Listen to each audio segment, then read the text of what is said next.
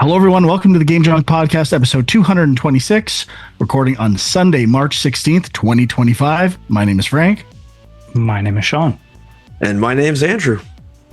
And on today's show, we'll be talking about a couple of announcements. Spiritual successor, Death Stranding 2 trailer, and we'll get into some details on Split Fiction. And someone else has played Split Fiction, a special guest joining us for this show, Mr. Jay Cheel. Oh, hi, guys. Thanks for having me last minute. I'm happy to be here and excited to share all of my thoughts about Split Fiction, PowerWash Simulator 2 announcement trailer, and Baldur's Gate Dark Alliance. Yeah, I buried the lead. Announcement trailer for PowerWash Simulator 2. Another reason why Mr. Cheel is here. I can also talk about 100%ing the PowerWash Simulator Wallace and Gromit DLC. Whoa. Did you do it on PS4 and PS5? I've only done it on PS5 so far. Interesting. But you've platinum. I will do it on PS4, though. Right? Unfortunately, yes. And I did not auto pop. Well, you can't auto pop on that game, so it's not even a possibility. I wouldn't if I could have. He's a real gamer. That's what it is. Yeah. Definitely a real gamer when it comes to PowerWash Simulator, which is why he had to be here. How's everyone doing? We've been away for a couple of weeks. How's life? Good. I've recovered. I had a major sickness and could not record last week, so appreciate the Split Fiction. So if you haven't seen it, Split Fiction Part 1 and Part 2 up on the YouTube channel to fill in for the missing week. You should go check it out. I also believe Jay has some thoughts about that as well. I might share later on. I do have some thoughts, along with my pal Dwayne, who I will be representing on this episode. Here we go. I'll just say I gained a little more respect for Sean and Huck this week. I've had house guests, including younger children, and I have to say, I did not game as hard as I usually do. It was pretty exhausting, and some early nights and early mornings, and could barely get my dailies in. Oh, disaster. It is tough to do the gaming with younger kids around that need attention and like food cooked for them or what plans for day. How dare they not want to die? So it was, I'm back though. I'm back to gaming today. And next week, look out. I'm going to pop some trophies, get back to the real life, the gaming life. But that's right. Sean, especially, when he had young kids, he gamed pretty hard considering those circumstances. Or maybe I just completely neglected my kids, also a possibility. Either way, you gamed hard. So that's where the respect comes in. How do you guys feel about this? Gaining a little bit, as Frank said, a little bit more respect from him because of this. Does it make you feel good? I'll take it. I wish I earned it in a different way, but I guess I take what I can get.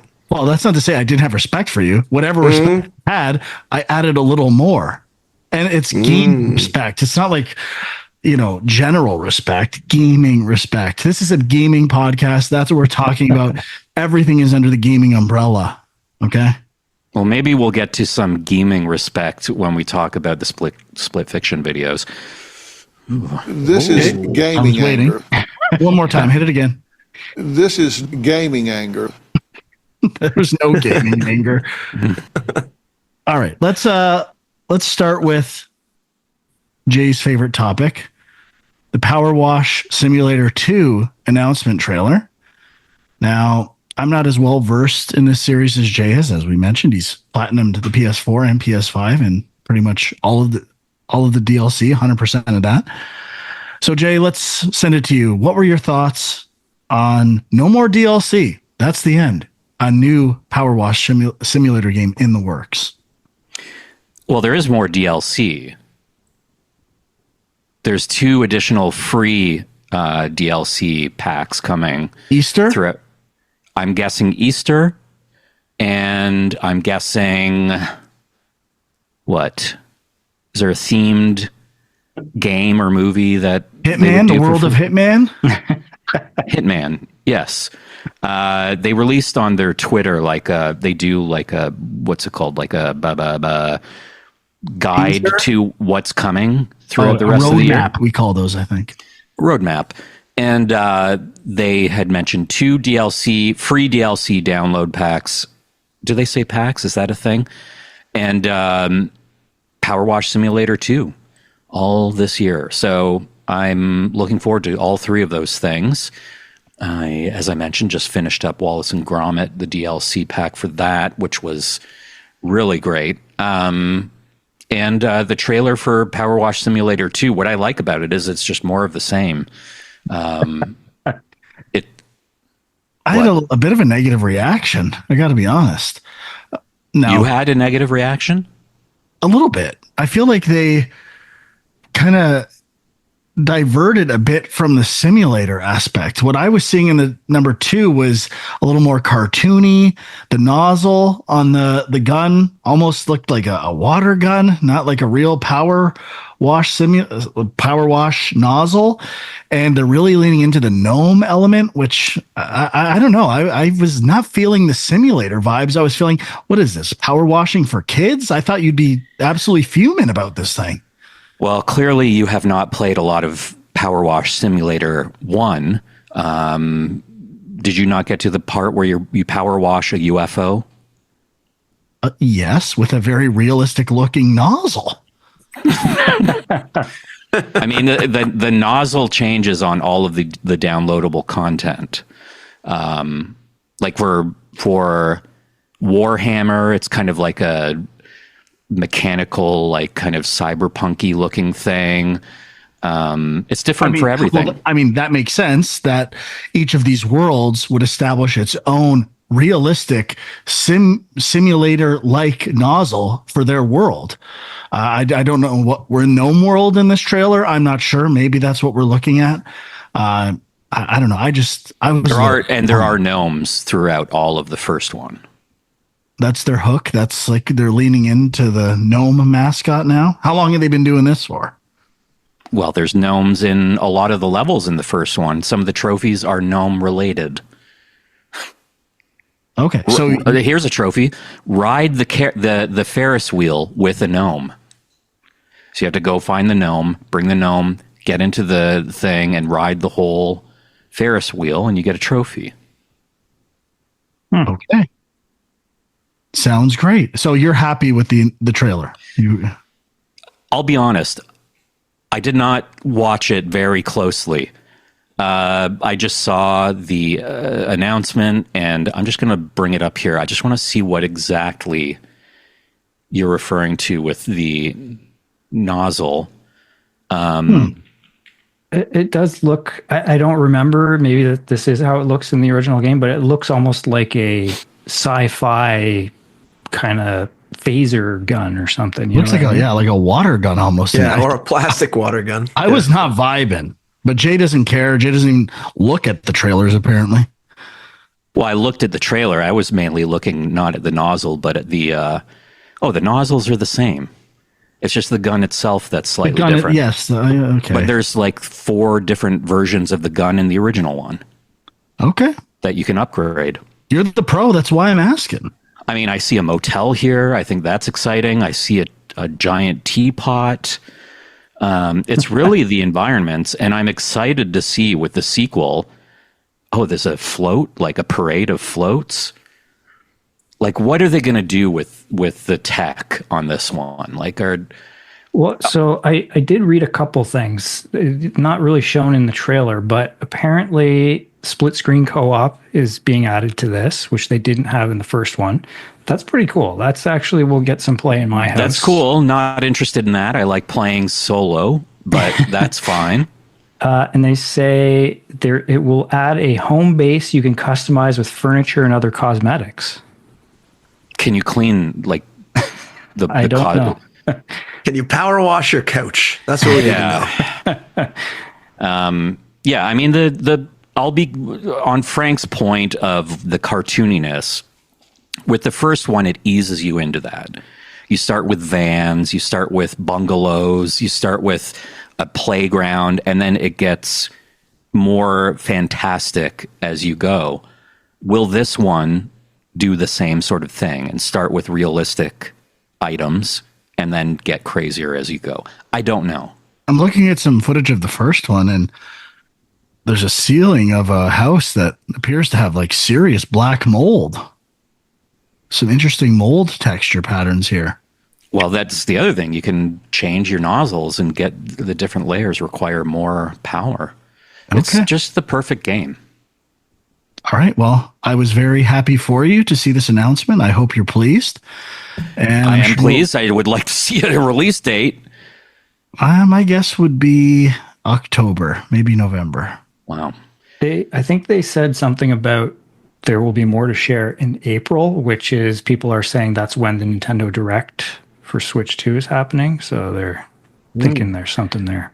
I did notice on the little like title card thing, there's no Switch platform icon listed, but Switch 2 would probably be power enough to handle water simulation. I mean, that's what would upset me, that we've got the Switch technology bottlenecking a game that is kind of, ripe for potential with techgasms.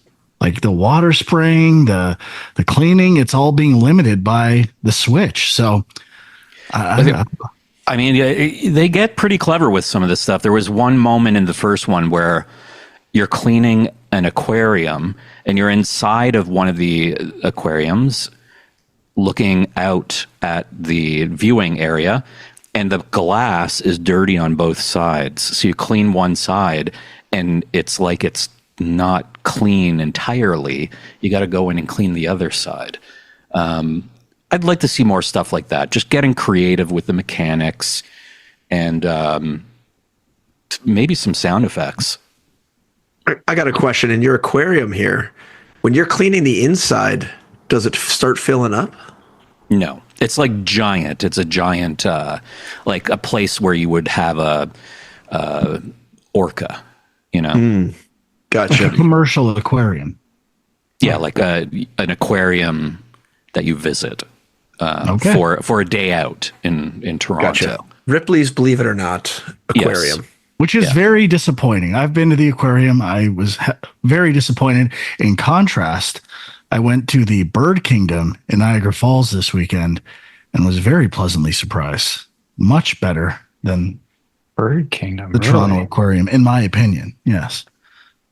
Okay. I could spend a couple more hours there. Did you ever go to the aquarium in Buffalo or in Niagara Falls, New York? Niagara Falls, New York, just on the other side? Yes, when I was probably 10 or 11. I think I went there too, and I think even at that age, I sensed the pain. Like it just. I was on a mission to find teeth, like shark teeth, for a Crocodile Dundee hat for a Halloween costume that never found its way. But maybe I was sidetracked by my mission, and I don't remember being all that impressed. All right, I'm surprised there weren't random shark teeth scattered about in the gift shop, dude. I thought they might sell something like that. This is pre-internet. You couldn't look up where to get something like this. You're just they're going to sell teeth of an endangered species. Dude, you got to go. Sharks are endangered. You got to go to Orlando. Go to the gift shop with the big magician that's in Florida Project. I went in there. They sell baby sharks in jars. I did not want sharks. I just wanted a couple of teeth. I did not want sharks. 35 years ago. Let's move on. You could have extracted the teeth, but okay, let's move on. Next up, Sean sent us a juicy little piece of news from this week's Humble Games video stream announcement. Showcase. Humble Games Showcase. That's better, Sean. Thank you very much. And the highlight coming out of this thing, I couldn't believe it when I saw the link in our group chat. Original Star Fox programmer launching a spiritual successor to Star Fox. And I went and checked out this trailer, and it's literally nothing. It's like a bit. The whole thing's a bit, a comedy bit. It's an indie It starts with the programmer who kind of jokingly says he worked on it by himself, the programming, which I can kind of believe that might be the case. But we're partnering, I believe, with an indie studio in Japan to create this game. Now, the real problem, there's nothing to see at this point. No footage, a picture of skies and clouds, and a title. I don't even remember the title, which is not a good sign. Pretty generic title, Wild Blue. Blue Angel. Wild Blue. Might want to work on that, or think of something with a different animal. Just a thought. Bring it all together. They had a little joke about we don't say barrel rolls in this game, and little references to Star Fox. But I'm intrigued by the idea. But I watched the rest of that Humble showcase. And I know we say there's so many games now and the announcements just seem to never end. This did not have a lot going on. This is really skipping through most of it.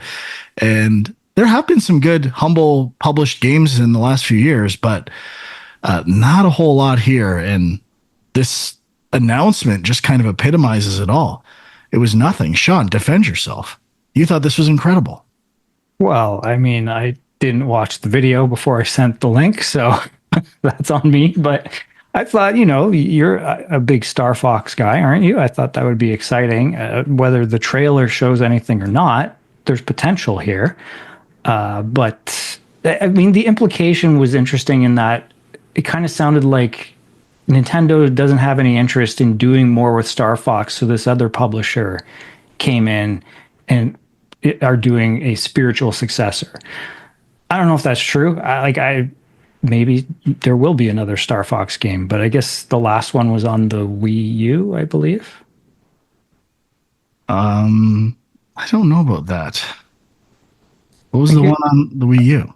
I think Star Fox Zero, if I'm remembering correctly.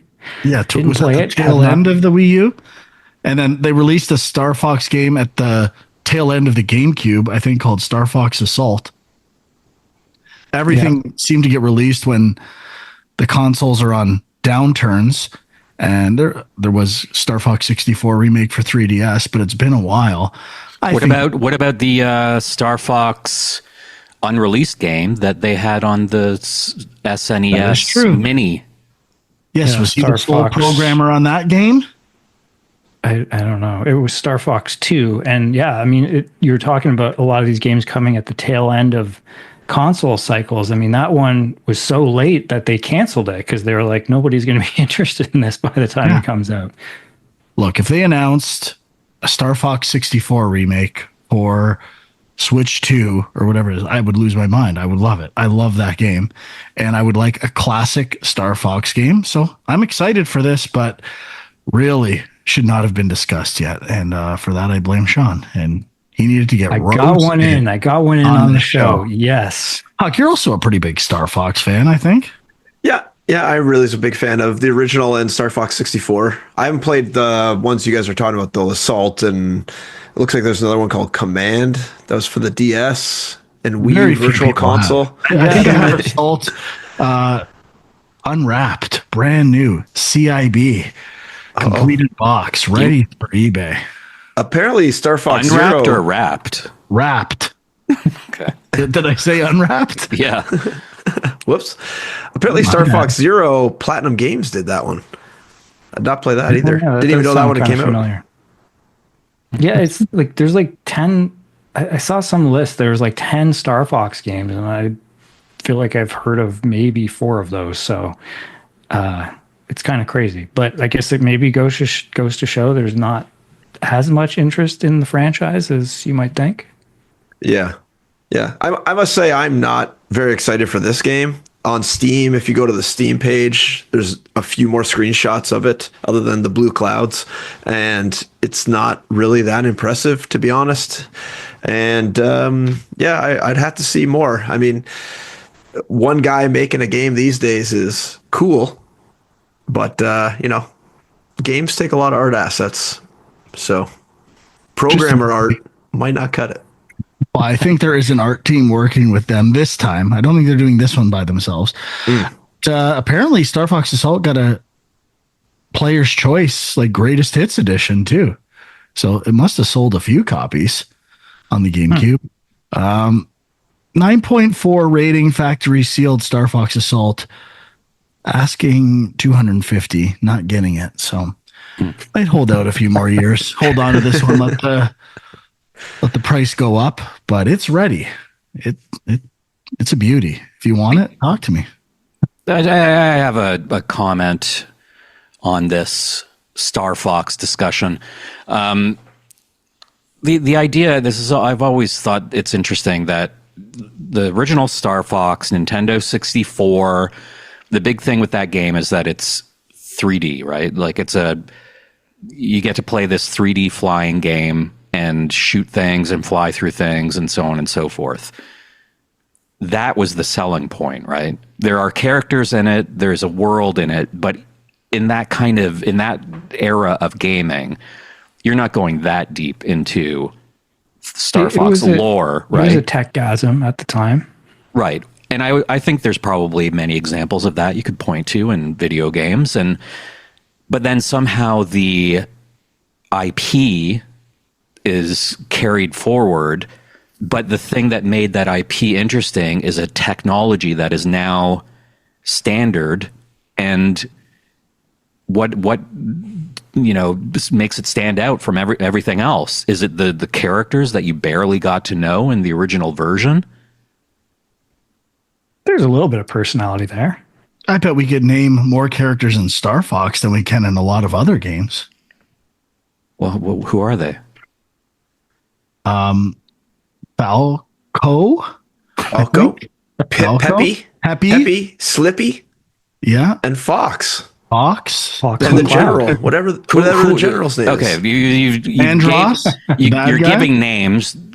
Give me descriptions of these characters. All it comes down to for Frank is the name. So, well, no, I definitely know about a bit of the backstory with Peppy's father,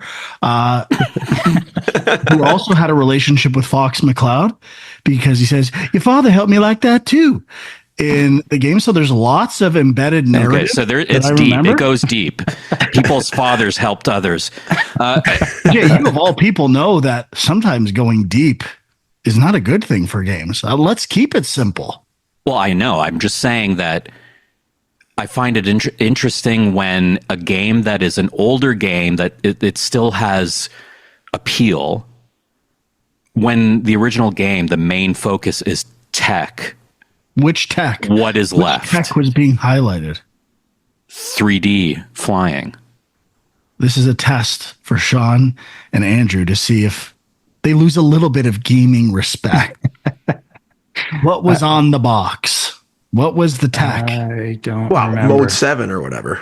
Mode 6? Mode 7? FX chip? Even I know Now, finally, the Super Mode FX 7 is chip, Super Nintendo. Super FX chip. facilitated Sorry. polygonal rendering.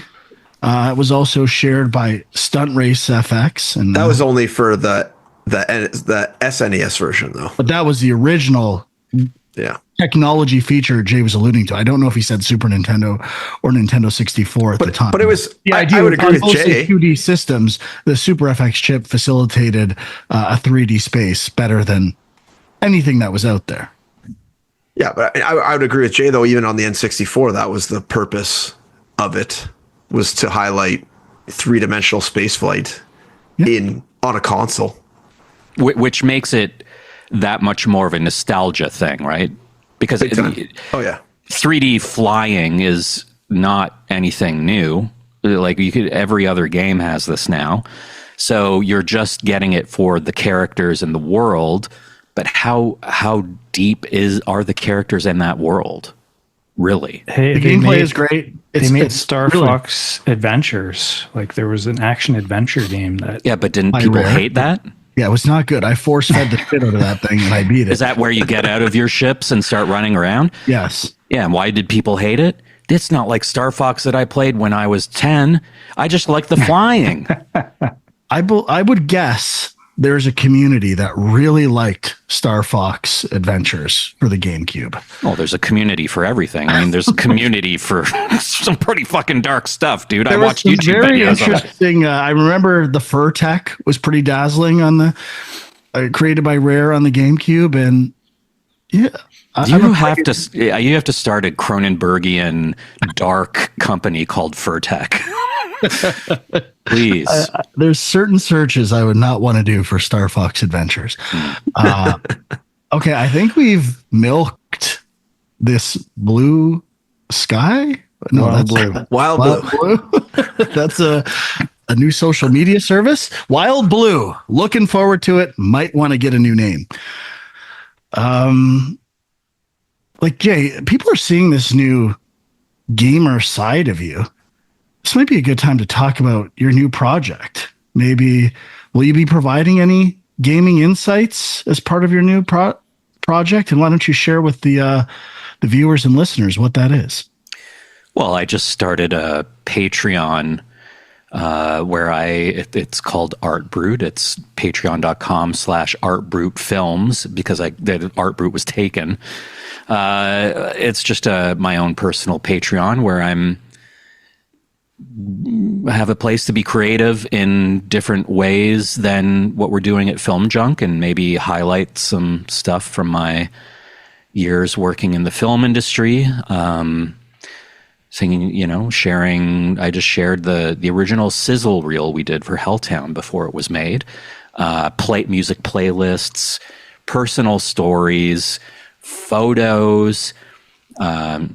Will there be stories about me? If there is, we might have an issue. You will not be mentioned. Oh, you do not exist. Now let's unless I invite you to write an editorial. Okay. Well, I mean, you can write stories about me. Maybe swap out my name. People will figure it out. But let's hypothetical. I think people are clamoring for YouTube recommendations on this thing. You're known as a connoisseur of YouTube, and let's say you find interesting ticks or statements on this particular show. Where would you share that? Would that be on your Patreon? Would you point out, give like time codes to relevant areas? That would remain in the Film Junk sphere. Absolutely. But yeah, it's just something to have fun. I got a question. So, number one, love the logo. Everyone should go check out the logo. Loving it. Number two, I know you like to dabble in music creation every once in a while. Yeah. Are you planning a collab with Carpenter Brut and a little name mashup, or what? You got to get in on that. Are you familiar with Carpenter Brut? Absolutely not, but I'm ready to do it. I mean, he is a dark synthwave artist. I think you should reach out and do a little collab. Is Carpenter Brut? Is this someone who has made game music before, or he may have done a couple tracks for a couple songs. I know he's done some short film composing, but he's got I just know him from his dark synth music. Yeah. Hey, Carpenter Brut, Fruit Brut, whatever, dude. I'm ready to collab. Fabergé. All the brutes, make it happen. Absolutely. All right, Jay, what's the URL for that again? Patreon.com/artbrutfilms. That's ARTBRUTFILMS. Thank you. As you can see, Jay is an amazing wit and an incredible talent, and you should definitely check it out. Thank you. You're very welcome. All right, moving on. Let's get to the Death Stranding 2 on the beach. The surprisingly 10-minute trailer, which I was saving to watch before this and had to do some quick viewing of. Now, we also have a release date for this game, I believe June 26th. Is that correct? Yes. Now, Sean, you beat Death Stranding. Am I correct? You're incorrect. I am incorrect. None of us beat Death Stranding. I think Sean got the furthest. I really want to play it in the next 2 months. I installed it 2 days ago with anticipation of trying it before watching the trailer and did not get there. So it's in my head, though, thinking about it.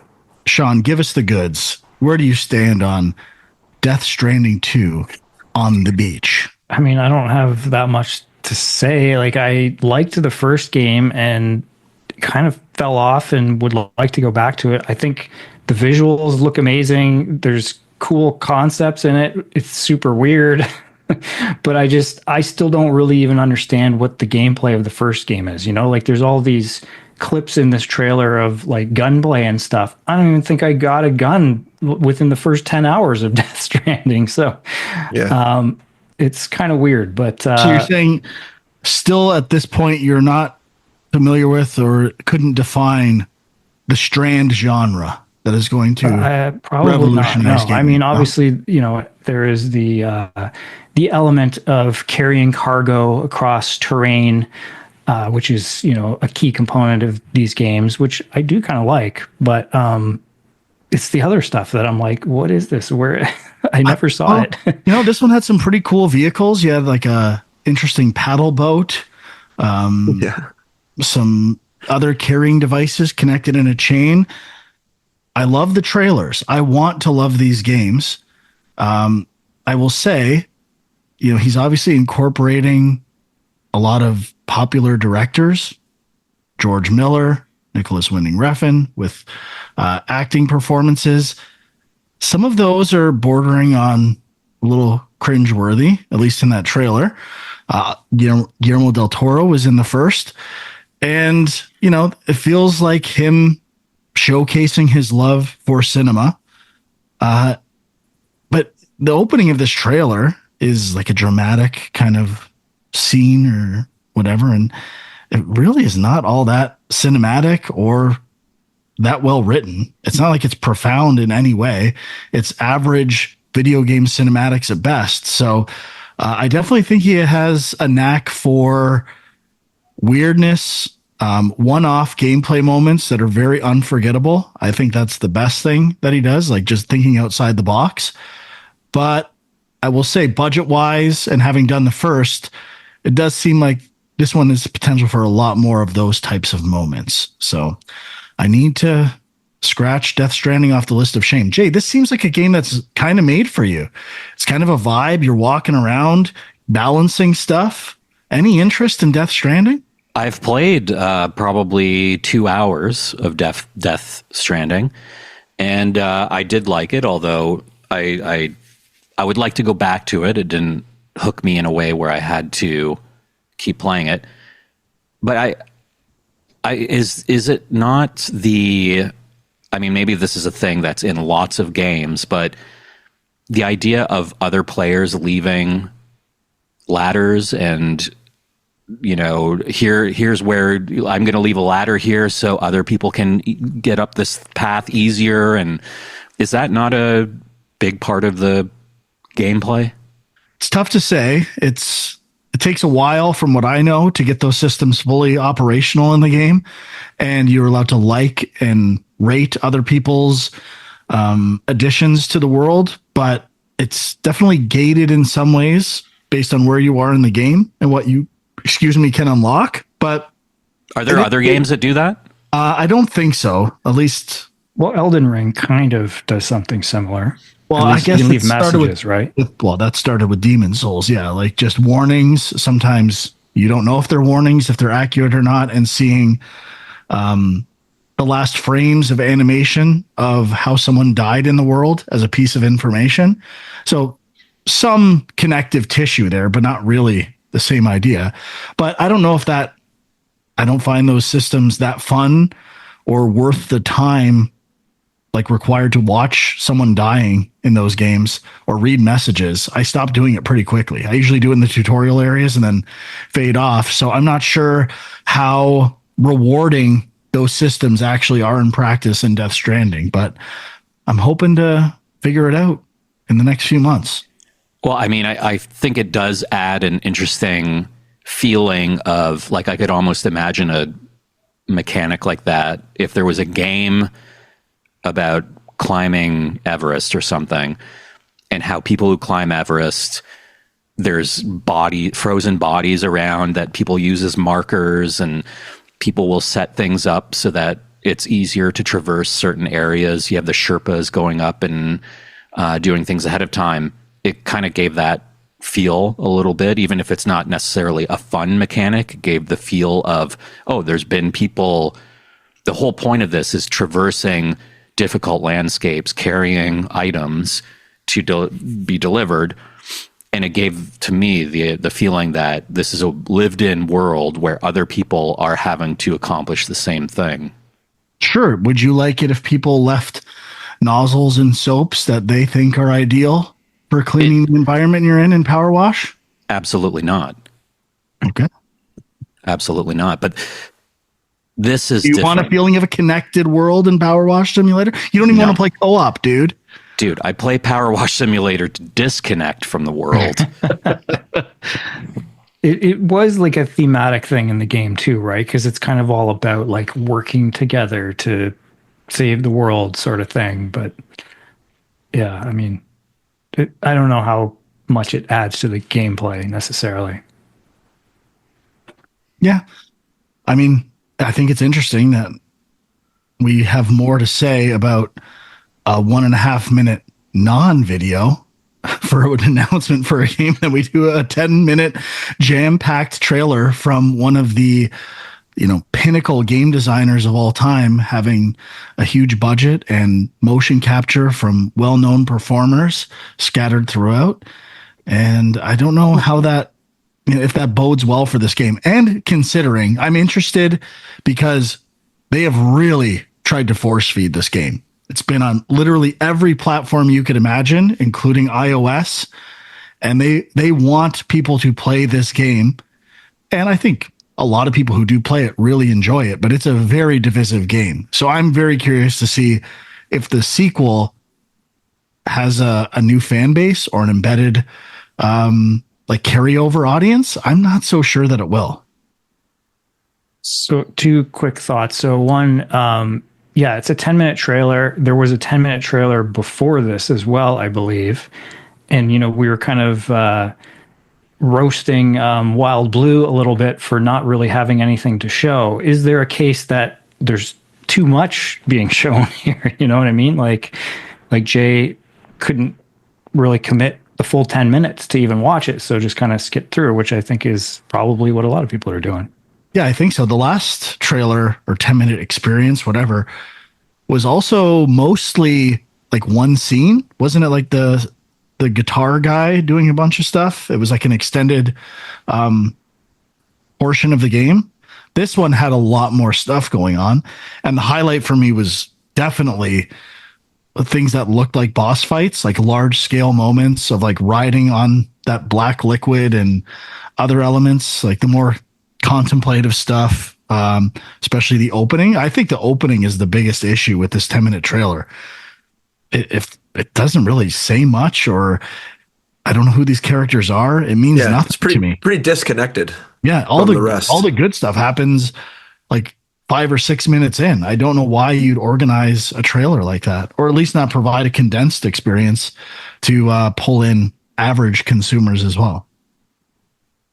So we do have to mention there's a character that a lot of people have been pointing out looks a lot like Solid Snake towards the end. Not sure what the deal with that is, but obviously maybe it's an opportunity for Kojima to kind of do some meta commentary on the franchise that he once, created and worked on. Yeah, I mean, definitely struck some similar imagery and like the lighting in the background, the bandana, some enemies that look like Metal Gears were in there as well. So I don't know. I think I would play Death Stranding tomorrow if it was like 12 hours. The problem is it's like 30 to 40, like 70 hours for completionists. It's like such a big undertaking that it just doesn't seem like the payoff's there. So I don't know. I gotta play it though. I gotta give it a fair chance. Is Conan O'Brien in it again? He was in the last one? Jay loves Conan. Yeah. Yeah, that's a good question. Oh, there was one other thing I wanted to mention, but can't remember what it was. Probably not important. Well, we're going to have to move on. We have one more. I guess we'll get into what we played, starting with Split Fiction, which is the biggest release of the last few weeks. Sean and I played 3 chapters worth, about 5 hours, half of the game approximately. And we have Let's Play videos for that on youtube.com/game junk. You can check that out and roast us in the comments. But I'll let Sean go first. Sean, what do you think of what you've played of Split Fiction thus far? I mean, I'm enjoying it. I would say it definitely falls in line with It Takes Two and even A Way Out. Like it's, a lot of different things you're moving on to from 1 minute to the next, which, is a strength and a weakness, because I think some of the mechanics are maybe not as refined as you might want, but, 20 minutes later, you're on to something else. So I do like that. It Takes Two feels like a more cohesive game to me, and the story and all that stuff feels a little more interesting, I guess. But I'm having fun with it. It's definitely maybe a little more actiony than It Takes Two, but yeah, I'm liking it. Yeah, I'm definitely liking it. I still think I was enjoying It Takes Two more the first time I played it. I like the story more in It Takes Two. I think it's a little like well formulated and cohesive, where this one seems to me, not that this is necessarily a bad thing, but just the whole intent of this story of having characters that like fantasy and sci-fi kind of imagining worlds is just there to like have a multitude of experiences and like to have no rules basically when they do some of this stuff, and not limit themselves with environment. And generally I like the gameplay quite a bit. They obviously excel at designing cooperative experiences that require communication, and they're good at balancing, not everything needs communication. And then you get to a point you're like, oh, we actually have to talk this time. So you get like revelations of, oh, we got to communicate a bit now. And they're really good at pacing, like exceptionally good at pacing games, not overusing mechanics, and moving on from one idea when it's lost its steam. And I would say that holds true for this game. Tech wise, I'm not that impressed. Like, I don't think the animation is all that great. Some areas look better than others. But I mean, an interesting part that I wasn't aware of until I played it was the side stories. What are they called again? Side stories, I think, or side quests. I think. Okay, maybe it's side stories. And these are like completely one-off, weird mini game worlds that are actually pretty like expansive. The exploding sun thing we did took a while. The one where you're pigs and farting, and eventually you become hot dogs and cook yourself and put some sweet condiments on. Like they're wacky, fun moments that definitely stand out. And for the most part, I'm enjoying it. I'm looking forward to finishing this game with Sean. No, Huck, you haven't played this yet, right? No, yeah, I haven't had a chance. And Jay, you have played this quite a bit, and you had previously played It Takes Two very recently. Why don't you share your thoughts? I really enjoyed playing It Takes Two. Weirdly, Game of the Year winner. Yeah, I had watched you guys play that game on your Let's Play video, which was when I actually ended up playing the game. I forgot pretty much everything. So there were a few moments where I was like, "Oh right, this thing," but that was fun. You skipped all cinematics. Yes, which were not for Split. So I'm playing with Dwayne. I guess Dwayne had played some of It Takes Two before because he was willing to skip the cinematics. But for this one, we're watching the cinematics. So, getting some of that sweet story, it seems, which is like fine. I thought it's obviously an AI commentary, I would think, and it's kind of silly, I suppose, some of the things in there, but whatever. It's about the gameplay, and with the gameplay, I'm having fun with it. But I do see kind of obviously repeated, as much as It Takes Two feels like every, like you said, 10 minutes you're getting something different. There is it does feel a little more repetitive with this one. Lots of sliding, lots of running, lots of, like, while something chases you, lots of shifting of directions. And those things kind of just happen again and again and again with some little flourishes baked in, I guess. But there were moments, I know we did really enjoy the game show one where you have to pass the bomb and get to the end. That was fun. I did like the sun level, which I have not watched your video of you guys playing that yet, but I said to Dwayne, you can tell me if I'm right or wrong. I said 100% Frank's going to reference Star Wars Episode 2 Attack of the Clones with the mines, the space mines with the depth charges. Yeah. Which I did not. Wow. Okay. But yeah, it's fun. I'm enjoying it. I mean, Dwayne bought it, so I'm playing for free. That's pretty sweet. Kind of a cool feature. Yeah, it is worth mentioning. One person buys it, and then your friend can play for free. That's pretty cool. But you don't get trophies, so that's a non-option for myself. Jay, any thoughts on the Let's Play? I hear you and Dwayne had some thoughts about it. Well, Dwayne did give me permission to read the texts that he sent. So we played the game and then watched the first video. Weirdly, we both ended at the same point for our first round of playing.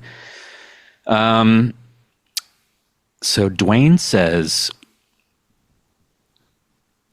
at Thursday, 9:47 p.m., he says, watching Split Fiction, 35 minutes, and they are pretty bad. We should have recorded our speed run. And I said, yeah, even Frank is garbage. Sean is living up to expectations. And he said, I definitely thought the same of Frank. Disappointed. And then I don't remember doing anything wrong. I said, better let him know so he can blame the game design. I said, he rides Sean pretty hard. And Dwayne says, especially for how bad he is. They always forget that they are playing a cooperative game and should know that they need to work together. And I said, you need to teach them this lesson. What a hero. And then I mentioned that I'm coming on here, and I said, I'm on Game Junk tonight. Mind if I read our texts about Sean and Frank's video? He said, go for it. I asked, are there any additional thoughts? He said, just encourage Sean to call out Frank's bad play like Frank does him. And I said, can you think of any specific moments where Frank was embarrassing? And he said, the fact that he didn't immediately recognize that he is green. It happened again in the second video. 10:43 of the second video, he tells Sean to hit a flower even after Sean says that it's green and probably his. Wow. Okay. Those are fair. There were definitely times where I said, oops, I'm an idiot. It's not like I don't call out myself sometimes. A lot of people commenting on the snake portion of the conga line with the monkeys, which I really like the monkey section of the game. I thought that was a lot of fun with all the rhythm games. But I swear something like it's game design, no, right? The network. Oh, the network. Okay, the network. I feel like Frank doesn't know how Snake works. I love Snake. I played Nibbles in Quick Basic all day. I know everything about Snake. I'm the king of Snake. Something was not replicating right on my end. I was not failing at Snake. I'm telling you, I know what Snake is. Something was not making sense. I feel like it was just like I didn't know what we had to do at the end. Like we both were on our own side and we had to get the snake within that area, but then yours didn't. I don't know. It didn't end. No, I I cannot wait to watch this part. But I'm telling you, this is what you're not understanding, people. You're seeing Sean's recording of the game. Okay? So it didn't what look I like was that? seeing was the same. Oh, interesting. So you're saying you were seeing something completely different. I am saying I think there are other small networking issues that was producing a failure that did not look like it should have been a failure on my side of the screen. That's why I was so confused. I wish I was recording my end. Unfortunately, we'll never know now. But that's my hunch. So, Are you sure you weren't just too busy looking at the trophy guide as you were playing? yes, I was very focused at this portion. Okay. And I was really enjoying it. And I love Snake. It's one of my favorite things ever. So I was like really digging it. So, yeah, I'm not going to take any blame on this one. And I think I did just fine. And it's a game problem. I will say, you do ride Sean very hard in the videos. I will not say that it's not 100% warranted. Sean is sometimes just not carrying his weight. But I am shocked that Sean has not just absolutely flipped out yet. Like this guy is... Well, it was close with that platforming thing where I wasn't the monkey and had to do the double jump to reach those ledges. You know what I'm talking about? Yeah, I know. Oh, yeah, but you weren't snapping at me. Just snapping the game, in general, yeah. right? Yeah. I admit that part wasn't great, but I think it's designed for the monkey, which we realized late. Yeah. But if I was, the designer of the game, I'd make sure you could reach it with a double jump with the character too. I don't see what the difference is in terms of the challenge of the game at that point. There's no difference with doing that with a double jump with the character or a single jump with the monkey. It is the same challenge. But, should have brought me on as a playtester. I could have. But doesn't it encourage you to engage with the monkey more and like... It's just jumping. There's nothing the monkey needs. Using the monkey more so that you're getting used to using it when you do need it. Right. But if that's the case, make sure you can't do it at all with a double jump from the other character. Make that jump high enough that I shouldn't be using this character at all.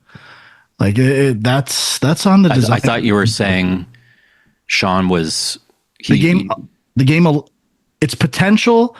You can make the jumps with both a double jump from the human character or a single jump from the monkey. It's much harder to do with the human character, but it's still possible. So it's clearly designed to be done with the monkey, but the game doesn't limit you from doing it with the human, which just makes it frustrating for someone because they do the jump a couple times and there's no indicator like I'm doing this wrong.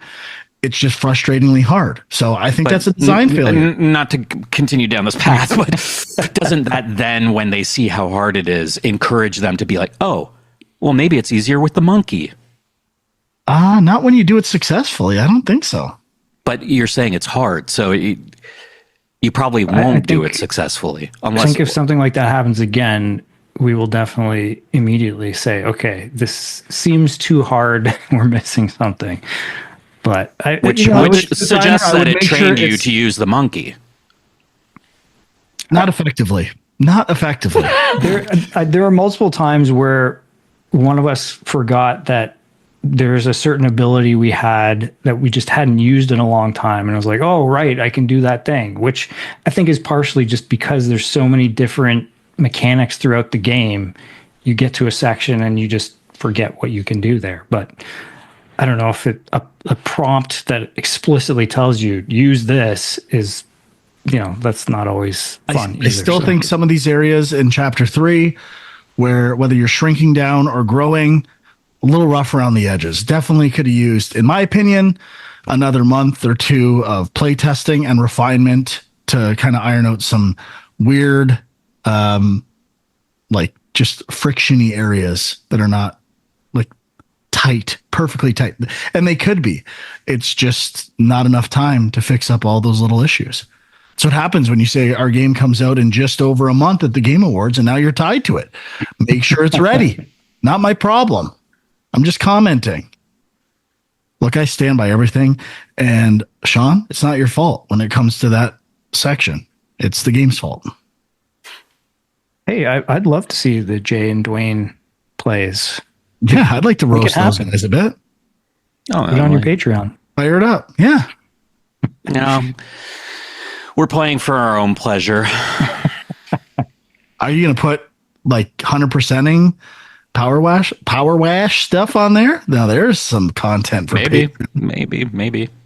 Hey, but I mean, I will say there was one moment where I did feel like the game was not guiding correctly.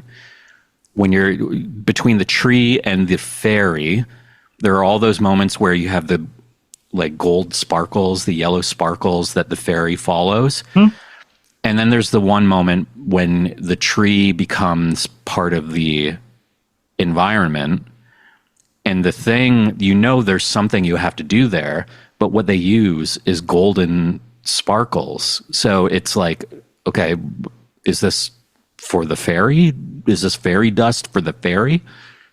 It's obviously not for the tree because it hasn't been for the tree the whole time. Yeah, that's true. Could have used a couple more months. Which is unlike when Frank was like, dude, bud, you got to do something with that green flower. You got to open that green flower. Come on, dude. Come on, bud. Come on, dude. And then Sean's like, oh, I think it's green because you have to do something, bud. And then you're like, my bad. It's fun to watch though, because you guys are both just on each other, and Sean is like, you can tell he's fuming, and you can see it in the gameplay. This guy's fuming. I also like that immediately, the very first thing the characters land in the world, and the first thing Sean does is turn around and run backwards. I love that. Hey, I love to test the limits of games, Jay. You should know. I know. All right. Huck, what have you been playing? Well, I should start with the biggie. I finished Final Fantasy VII Rebirth officially. Your game of the year. Game of the year, finally done. I didn't 100% it or anything, but I definitely rolled credits, saw all the joys it brings, and I'm still like really shocked that this game was completed in like 3 or 4 years. It's just like so huge and so pretty, I guess. Like just the art is incredible. All the environments, the different environments, and just the sheer amount of environmental variety that they were able to actually put in this game in a 3-year span and have it, all work. It's kind of incredible. Plus, just like hundreds of hours, like a potential 100-hour game. I think my ticker was at 70 or 68, something like that. And I mean, I did not do everything in all the maps. I left a lot of stuff undone. I probably did 60 or 70% of everything in every area, every open world area. But the fact that there's like 5, well, I guess 6 technically like open world areas for you to explore is pretty crazy. And also the game's made on Unreal Engine 4, which you don't really associate with giant open world games in general. And I can't even imagine the trickery they're pulling to try to get this stuff working and looking as good as it is. The story didn't have as many sort of like crazy twists as like I remember Remake having, but there's definitely a lot of near the end, especially the last like let's say 5 hours. It's a lot of like little subtle things that are kind of ambiguous that you could take like one way or the other of like how they're going to lean with the story, which is kind of interesting. And I've been after I beat Remake, I watched like a bunch of sort of like, what other people's takes on the the story was. So I've been doing the same with this one, and it's there's some wild like speculation out there, which is kind of cool. And the first time when I just played it myself, I just kind of like let it wash over me and kind of been like, okay, I guess like I have no idea really what's going on exactly. It's just kind of, I could take it at face value, or I could kind of like see these like subtle changes to the story versus the original, which are kind of neat, but nothing was like mind blowing at the end of this one that you might be expecting. I have a question kind of related to that. Yeah. Without getting into too much spoiler stuff, by the end of Rebirth, have you unlocked every playable character in the original Final Fantasy VII? No, Okay. you have not. All right. I won't go into any more details. Yeah, of that. that kind of gives me an idea of how much this one covers relative to the original game. I will say all the characters are in the game. Okay. But and that was the case for certain characters like Red 13 and a few others. The models were done and they were present in the game, but you couldn't play as them yet. So yeah. So my favorite character is to play as is actually Yuffie. She has like the intergrade. Yeah, the intergrade DLC, and they really added like a lot of the enemies have like environmental weaknesses, and she has this special ability where she could throw her ninja star or whatever the heck that thing's called, and then actually put like a environmental effect onto it. So it lets you really like build up the stagger meters of these enemies using her really easily and still keep your distance. Because I find sometimes when you play as the more like melee heavy characters, you just go in, get close, and then get your ass actually handed to you. And I also still don't feel like I'm playing the game like an expert, even though I've put in 70 hours. Like I feel like there's a lot of nuance to the combat that I haven't really discovered.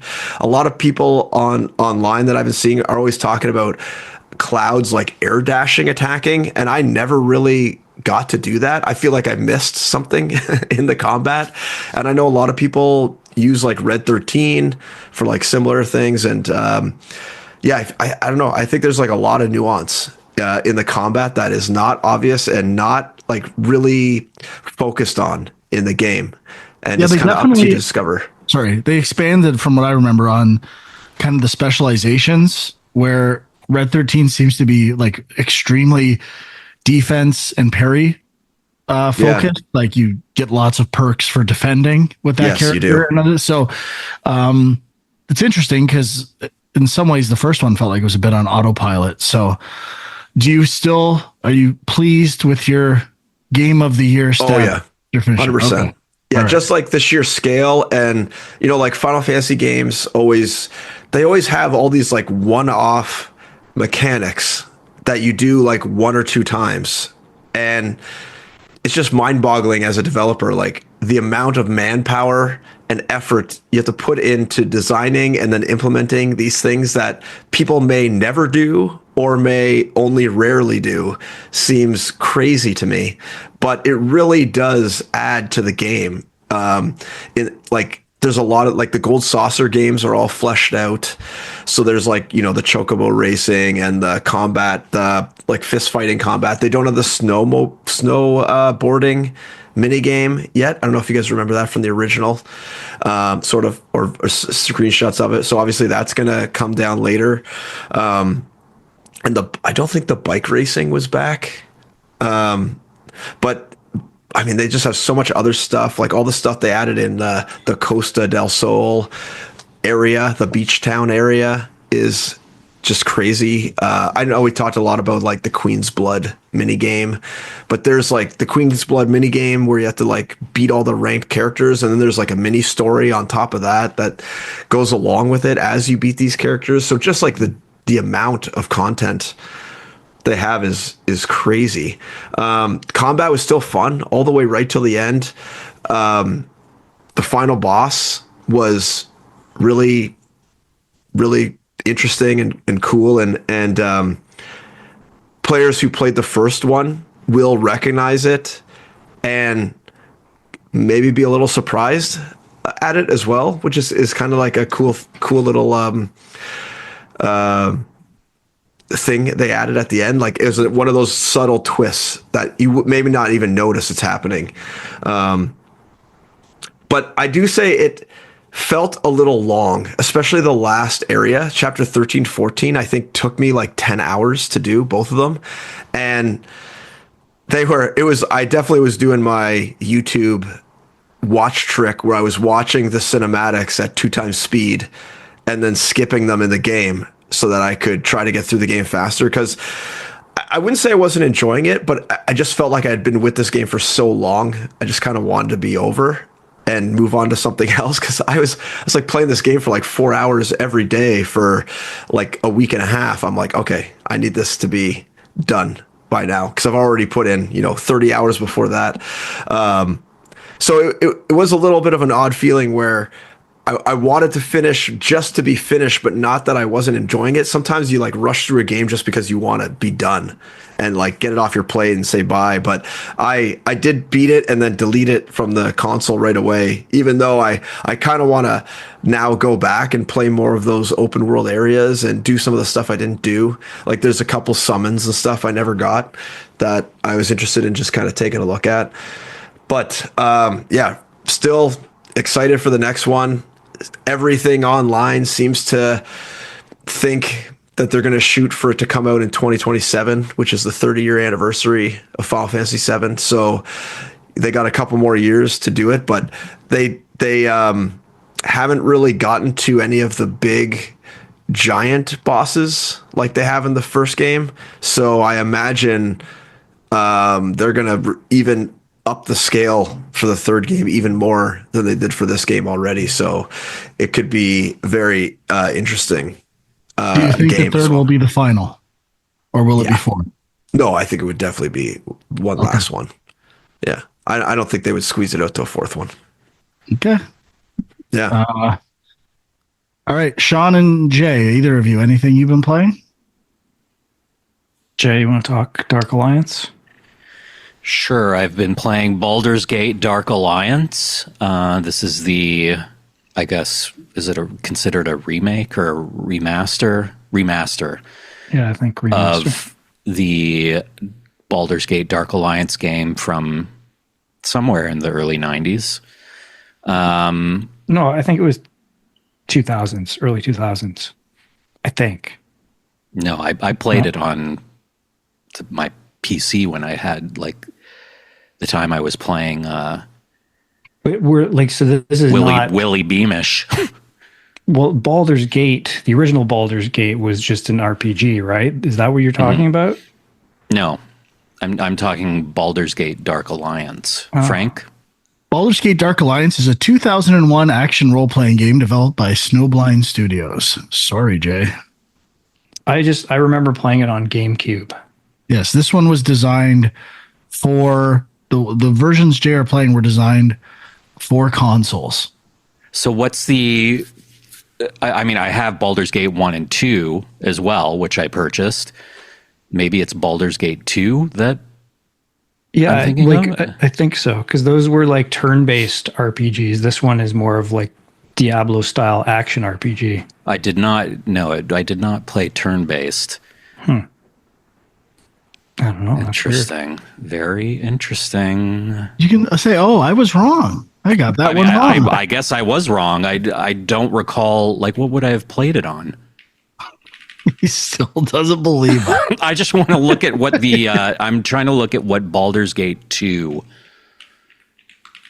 looks like. What does it look like? It's like an isometric game. Isometric tactical game. I mean, maybe I'm wrong. The first and it's not Baldur's turn-based. Gate didn't release until 1998. That's the first Baldur's Gate game. Oh, so when, I guess maybe I played it on PC then? I don't know. I don't know. But either way, I'm playing Baldur's Gate Dark Alliance, and I'm about 5 hours in, I think, 4 or 5 hours. And it's been a lot of running around and smashing barrels, finding little jewels and health potions and so on and so forth. It's like just simple enough to be entertaining and engaging, but not overly complicated to the point where I just don't want to bother with it. Like it's, just you pick up items, you sell items, you pick up potions, you upgrade your weapons, and that's about it. And you get skill points or whatever to upgrade your character. This game only has 5 trophies, I think, Jay. Yeah, but The I game will not. on 4 difficulty levels and finish the gauntlet. Yeah, I'm not going for the trophies. I'm not beating the game multiple times. Okay. But it's good. I mean, there's some platforming in it that is frustrating. Not a lot, but some. But other than that, it's fun to just throw on and, get nude, throw it on, order a Big Mac, and have a good night. Nice. All right, Sean, how about you? I'll give you 2 quick things. Okay, so I played a game called. Well, actually, I'll mention I beat Guns of Fury, which was the Metroid-like Metal Slug game, which I really liked. It was good. I mean, it maybe got a little bit repetitive by the end, but I mean, I was surprised at some of the cool weapons and abilities they came up with that were kind of playing with some of the Metroid style mechanics, but worked in that setting. So that was good. And then I played a platformer called Mainframes, which just came out recently on Steam. And the idea with this is that you're kind of controlling I guess you're playing as a program, but basically you're inside a computer, but not the internals of the computer. You're kind of like on a computer desktop. And so the platforming you're doing is like through windows and icons and stuff like that, which I thought was a cool concept. Although it's kind of strange if you like look at screenshots or the trailer even, it's very like you could have made it way more exact. Maybe there would have been copyright issues or something. You could have made it way more exact to what a Mac or Windows desktop looks like. Like it's very kind of abstracted from that. But anyway, it's a fun kind of, I guess I would say it's a precision platformer. Like the thing it reminded me most of was Celeste, where you have like really short sections that are kind of tricky, but you just do them over and over again. And, you die and you restart right away from that exact spot. And so I found it kind of addictive. I was kind of enjoying it. So that's Mainframes. And then the other game I played a bit of is kind of an older, not that old, but like maybe five years old or something like that. It's called Cloudpunk. Has anybody else played this game? Nope. I feel like No. I may have, or at least I have purchased it or something. I know the key art for sure. Yeah. So it's kind of a cyberpunkish game where you basically play as like I don't know if you're a taxi driver or more of a courier, I guess. You're flying through this future dystopian city. Looking at screenshots, I was going to say it looks like Cyberpunk Crazy Taxi. Yeah. And I have played Pretty this. I did not enjoy it from what I recall. So I'm liking it, but like you mentioned Crazy Taxi, Frank, I kind of thought that was the angle. It's a lot slower paced than that. So it's almost like a walking simulator, but you're kind of just driving and then people are talking to you while you're driving. Like I was going to say, is it actually more of a taxi adventure cab game. confessions in Cyberpunk? a little bit. Like I said, you don't really have passengers, but you're doing these jobs and your dispatcher and other people are calling you. And so there's this story unfolding as you're doing that. And it's just, I don't know, it was kind of a, like almost a relaxing game in a way. Like there's not that much challenge to it, but you're still doing something. And I liked just the setting. The one thing that I wasn't super crazy about is like the graphics are like voxel style graphics, which works, I think, when you're just going through the city and you're seeing the buildings, but then when you land and you're actually walking around and your character is like this little blocky character, it just felt, I don't know. I switched to first person because it felt a little bit better to me, but yeah, that I wasn't crazy about. But other than that, I was kind of liking it. Okay. All I've played is more Nine Souls. I'm at the final boss on both my PS5 and PS4 playthrough. And the last boss is very difficult. Very difficult. But I'm still loving the game. It is very satisfying combat, and we'll see if the final boss really pushes me over the edge, because a lot of people quit at the last boss. I will not quit. I can promise you that. I will beat this boss. Well, you beat it twice, though. Yes. 100%. 4 times, technically. Because I'm going to have to beat it again to get the second ending. Oh, no. But I'm debating whether I'm going to cheese the third phase, because you can bump down the difficulty if you beat the first. Anyway, we're not going to get into the details of trophy guides and roadmaps for Nine Souls, but let's just say I have a plan. And your plan is to cheese it. Cheese it the second time to get the second ending. Correct. I'm embarrassed, but I'm probably going to do it. I need, as Huck said, I need to move on from Nine Souls. Right. Yes, Every time I go on my PlayStation, this guy's playing Nine Souls. It's a great game. All right, Huck, what else? Well, I've been dabbling. So the Steam sales on right now, and there was a couple let's say sub $3 games that I picked up, and also some games that I just had in my library that I've been trying to get back to. So today I fired up F.E.A.R, the psychological shooter game from, like, I don't know, 2000 and something. Yeah, 2002. And I played the first 2 missions. It surprisingly still is creepy and, like, holds up, giving you the chills and stuff as you're walking through the building. Obviously the graphics are a little dated now, and the controls are a little floaty, I would say, in terms of the shooting, especially, like, a lot of recoil, and the AI enemies were. So I thought I remembered this game being kind of like renowned for its AI, but maybe it was just a psychological aspect of it. But, like, right away, the, like, enemies started all walking backwards and, like, not holding their guns properly and really janky. So, I mean, they were doing, like, some things like trying to circle me and kind of outflank me and stuff, which was kind of intelligent. But, like, the basic walk from point A to point B was really off. I don't know if I had just, like, I don't know, the game had anticipated me going left and I went right or something like that. So all the characters were walking the reverse direction they were supposed to. So I don't know. It was kind of bizarre. But didn't John Carpenter have something to do with one of the F.E.A.R games? Yeah, I just looked that up because I had that in my head too. I guess he consulted on cinematics for F.E.A.R 3. Okay. All right.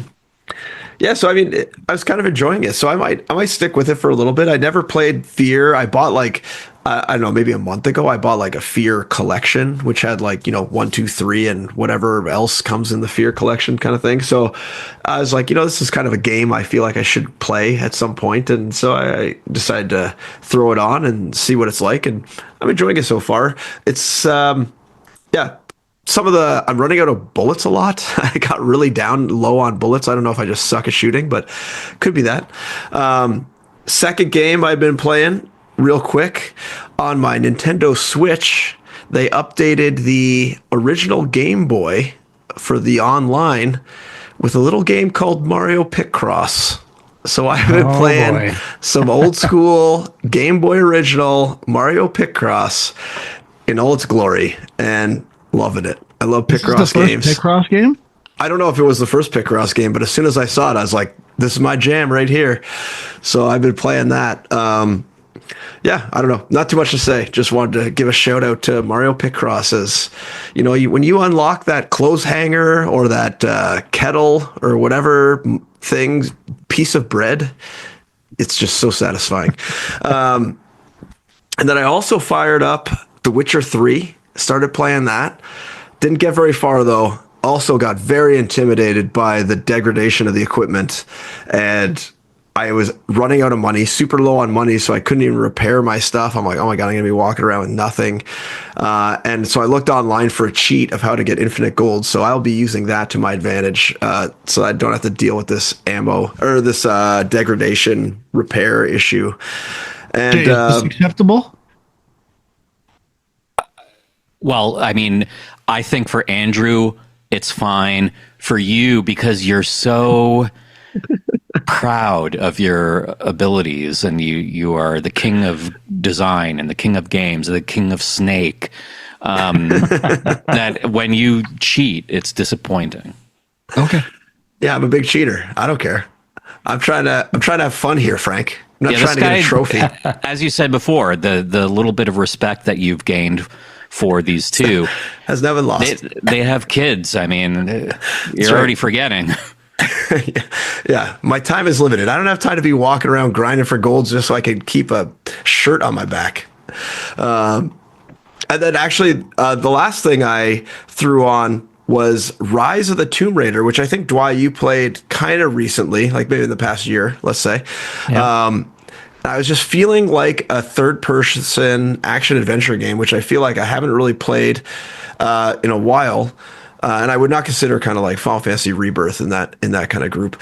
And I threw this on, and I remember playing it to a certain point and then kind of falling off. And that intro of this game is just so great and really, really just fun. Even like, just moving around in the world still feels good, even though the game's quite old now, I would say. But yeah, I'm going to keep trying to play that. And I never beat it. I only beat the first Tomb Raider game. And so I want to beat Rise and Shadow eventually.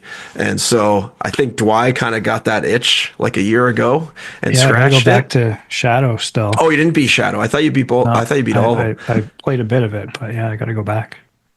So yeah, I'm gonna try to get through Rise, and yeah, really enjoying it so far. But that's about it. I played one last thing. I played super short. I had an itch to play a volleyball game, and I know there's like no volleyball games out there, and there was this one that actually looked pretty good on Steam. The reviews were horrible, but I'm like, you know what? It was like whatever, $2, $2.50. I'm gonna bite. It was called That is Spike. live extreme beach volleyball? No. Spike volleyball. It's actually like looks legit in terms of like indoor volleyball. And so I load it up and I get to the first like tutorial screen where it's telling you how to just bump the ball and it crashes. So I load it up again and I run it. I get past the first tutorial screen. I was like, okay, great. I get to the second tutorial screen about how to volley, crashes. I'm like, okay, load it up again. Third tutorial screen crashes. Fourth tutorial screen crashes. Fifth tutorial screen crashes. I'm like, okay, do I have to just like play every tutorial screen? I don't know if it's like trying to write to disk and failing or Yeah, something. I think it's don't know. crashing every time you hit a checkpoint. Yeah, so I don't know what's going on. I'm going to give it a couple more goes to see how far I can get, see if I can eventually reach some sort of real gameplay with this game. But from what I was playing, it was pretty good. And yeah, it's kind of a shame that it's crashing constantly because it seems decent for a volleyball game, which is a rare game to be able to play. So yeah, I don't know. I'm gonna keep going. Yeah. Sorry for the jump scare. Steam started playing music again. I'm sorry. Oh no. But that mostly negative reviews for that volleyball game. Oh yeah, mostly Okay. negative. Everything is like, stop it from crashing. I read them after I bought it. So after it crashed like the 5th time in a row, I was like, do I refund this game? Because I think you have 2 hours, right, of playtime to be able to refund it or something like that. Yeah, something like that. No. Or even. I'm gonna give it a whirl, see if I can get past some of this initial crashing, and I'll report back next week. What about Super Spike V-Ball or Kings of the Beach? I haven't played Kings of the Beach. I think Super Spike V-Ball I played quite a bit. That's the SNES one, right? I think just NES. NES? Oh, okay. There's one on. Oh no, it was called Hyper V-Ball, Hyper Volleyball. I can't remember. There was one on the SNES that I was loving. But yeah, they're pretty rare. Hyper V-Ball? No, I don't think that's it. All right, no more volleyball speculation. We do not have enough data here. Hyper V-Ball. It's Hyper V-Ball. Yes. Yes, it is Hyper V-Ball, 100%. Now that's a game. All right, we're wrapping up. I remember, speaking of Tomb Raider, Jay just has great insights when it comes to games. He looks at games from a different perspective. Do you remember your insights for Tomb Raider 2009, the first? Do you remember what you said? Was it that it was on rails too much, or like the I know I had a problem with open world and I just got stuck and was like, fuck this, but it felt like I wasn't actually doing anything. It wasn't that open world, the first one. Your comment that you loved was that the character automatically went into stealth or combat mode when there was enemies around, and it wasn't like a button. The game was contextually communicating ideas through the player's stance and animation, and you love that. I don't remember saying that about Tomb Raider. I remember saying that about, I think, Last of Us. Tomb Raider. Okay. I was gonna say, for more insights like that, where can people go, Jay? Well, I had two more things. I know you're wrapping up. Can I just very quickly? You got to. I mean, you didn't even ask. I'm the guest. I was trying to say where they could find insights like that on your Patreon, but keep going. Well, you won't find insights like that on my Patreon. But one, the Xbox handheld. Did you guys not? Frank doesn't talk about rumors. We're going back to news?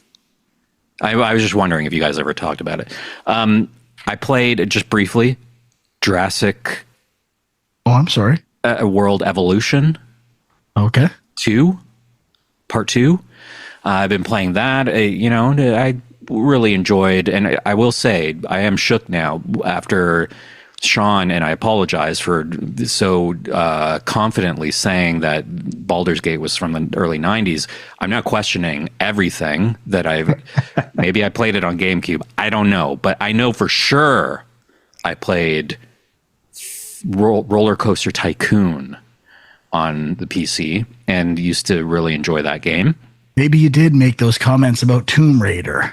I definitely did not. And this kind of fills that sort of hole. And anytime I find something that can fill a hole, I'm ready to go.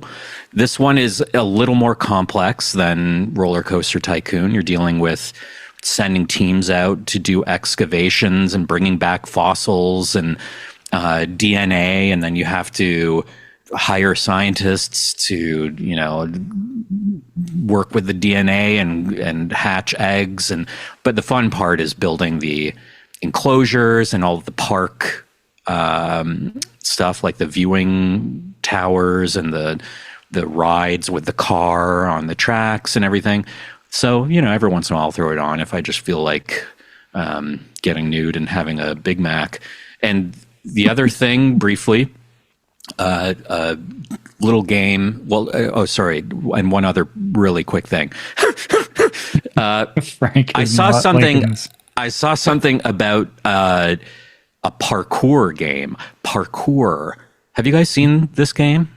The trailer for this game? Which one are we talking about? It's not Mirror's Edge. Is it the VR one? No. Stride or whatever?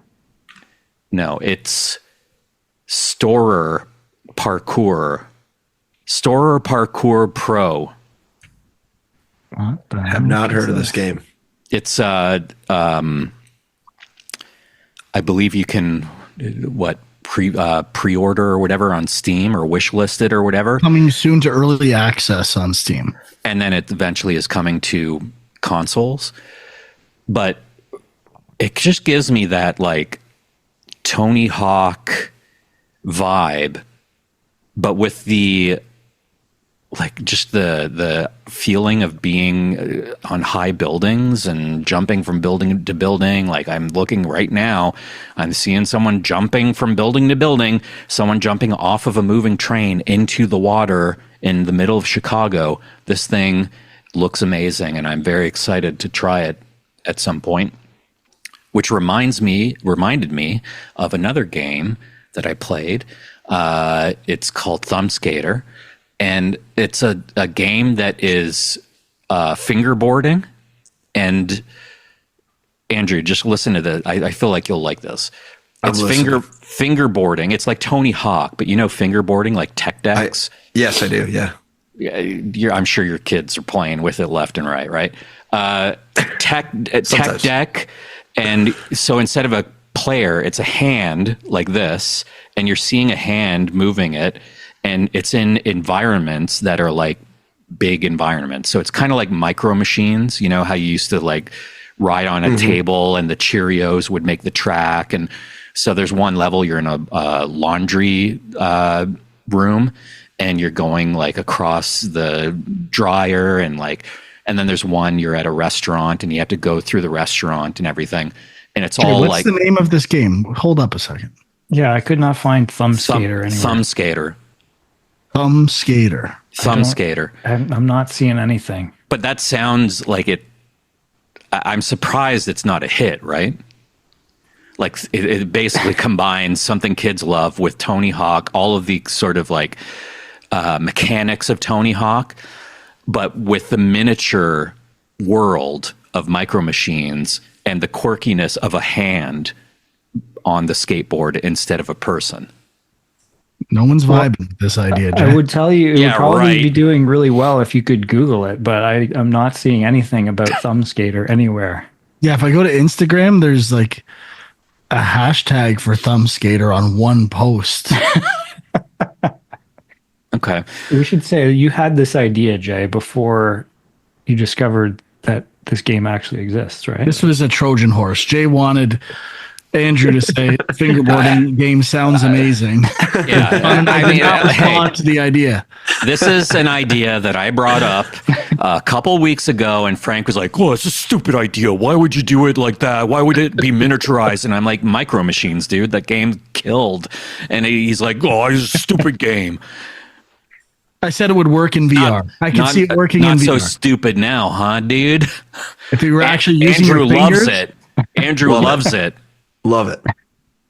I might go make it since it doesn't exist. Sean totally even forgot that this was a bit that I had talked about. He was looking for a real game because he was like, "That sounds like a game."